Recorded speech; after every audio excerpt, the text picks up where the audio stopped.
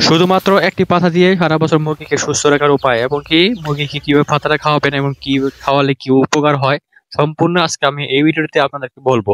তো গাইস, আসসালামু আলাইকুম ওয়া রাহমাতুল্লাহ। আশা করি সবাই ভালো আছেন। দেশ বিদেশ থেকে যারা আমরা এই ভিডিওটি দেখছেন তাদেরকে জানাই স্বাগতম। তো বন্ধুরা, আমি আজকে আপনাদের মাঝে নতুন আরেকটি ভিডিও নিয়ে আসলাম, যে ভিডিওটি দেখাবো যে মাত্র একটি পাতা দিয়ে আপনাদের মুরগিকে 12 মাস সুস্থ রাখতে পারবেন, কোনো অসুস্থ হবে না ইনশাল্লাহ। তো আমি যেহেতু যেটা ব্যবহার করি আপনাদেরকে সেইভাবে সবকিছু বলবো। এখন কি লাইভ দেখাচ্ছি আমি কিভাবে ব্যবহার করছি।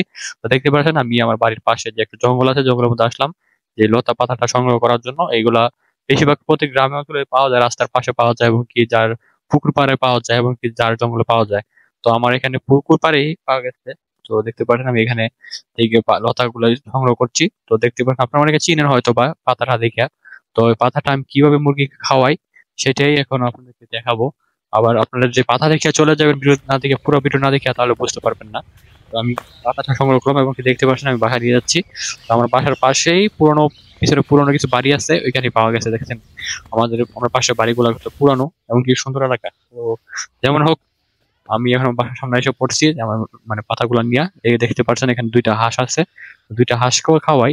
তো এখন আমি হাঁসকে দিব না, আমি মুরগিকে দিব। তো আমার মুরগি ঘরে যাচ্ছি দেখেন, মাশাআল্লাহ আমার মুরগিগুলা দেখছি বসে আছে সবগুলা। তো মুরগিগুলাকে আমি এখন পাতাগুলা দিব, বেঁধে দিব যেন মুরগি পাতাগুলা খায়। তো অনেকে আছেন যে যাদের মুরগি নাকি বললেন যে ভাই আমার 50টা 20টা 100টা মুরগি বাচ্চা আছে। তো আমরা এই মুরগি বাচ্চাকে কিভাবে খাওয়াবো? মুরগি বাচ্চাতে খাওয়াবে না, ছোটাছুটি করে। তো মুরগি বাচ্চাটা আপনি খাওয়াতে পারেন যে ছেঁচে রস নিয়ে তারপর পানির সাথে মিক্স করে খাওয়াতে পারেন এবং রস নিয়ে খাবারের সাথে মিক্স করে খাওয়াতে পারেন। যে যেভাবে খাওয়াতে পারেন। তো আমি যখন মুরগিগুলো বাচ্চা ছিল তখন আমি এইগুলো ছেঁচে রস নিয়ে পানির সাথে মিক্স করে খাওয়াতাম।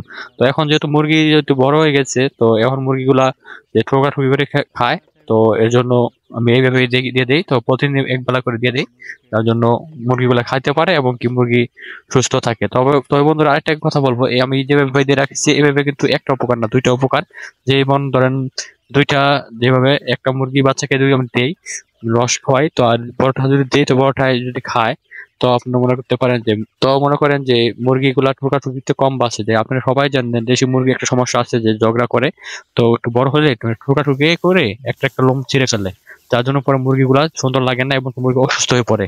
তো এর জন্য মুরগিকে যেভাবে লতা পাতাটা টাঙাই দিছি, বেঁধে রাখছি, তো এখন ঠোকাঠুকি খালে তো মুরগিগুলো আপনার এখান থেকে ঠোকাঠুকিতে একটু কম করবে, ওইখানে ঠোকাঠুকি করবে এবং কি পাতাটা এক এক হিসেবে দুইটা কাজ, যে লতা খালো পাতা ওষুধ খালো এবং পাতা করে ঠোকাঠুকিটা কমলো। দুইটাই একটা দিয়ে কাজ করে, তাই আমি এভাবে বেঁধে রাখেছি। এবং দেখতে পাচ্ছেন আমরা মুরগিকে আমি খাবার দিচ্ছি, মুরগিগুলা দেখেন কিভাবে খাচ্ছে। তো আমি দেখছেন আমি ফিট খাওয়াচ্ছি, কারণ আমি মুরগিগুলা কিছুদিনের মধ্যে সেল করে দিব, যার জন্য ফিট খাওয়াচ্ছি। ফিট খাওয়ালে মুরগি তাড়াতাড়ি বড় হয় এবং ওজন বৃদ্ধি পায়, যার জন্য আমি ফিট খাওয়াই। এবং এর জন্য আমি আপনাদেরকে দেখা যায় একটু পরে দেখেন পাতা কিভাবে খায়, ওগুলায় পাতাগুলা ছিঁড়ে ফেলে খেয়ে ফেলবে। প্রতিদিন আমি এক বেলা করে পাতা দিই। তো আপনারা চাইলে এইভাবে খাওয়াতে পারেন, যাদের নাকি বড় মুরগি, যাদের নাকি বাচ্চা, তারা রস খাওয়াতে পারেন। তাহলে পরে আপনার মুরগিগুলো সুস্থ থাকবে ইনশাল্লাহ। তো গাইস, আমার মুরগিগুলো দেখতে পাচ্ছেন মাশাল্লাহ কালার এবং কি ওজন কতটুকু হয়েছে, 2 মাস হয়েছে মুরগিগুলোর মতো বয়স, 2 মাস।